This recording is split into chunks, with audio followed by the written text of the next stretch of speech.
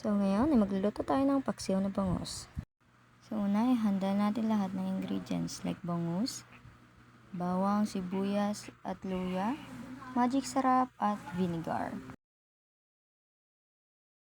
Sunod ay lagay naman natin ang bangus sa kaserola, tulad ng ganyan.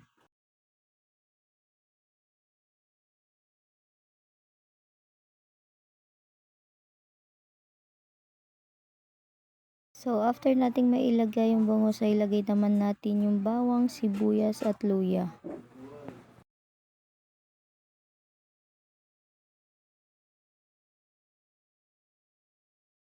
So lagyan natin ng konting suka.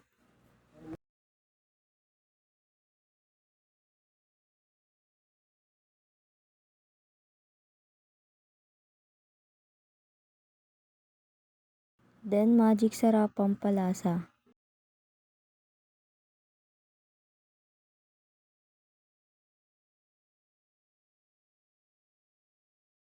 Konting asin.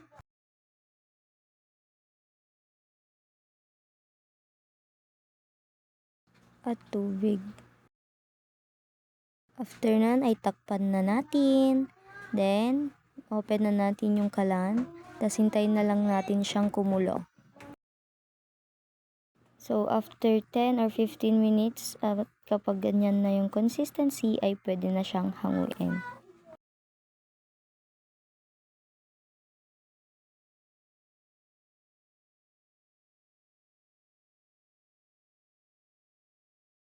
Last, this is the finished product. So, meron na tayong ulam na paksiw na bangus.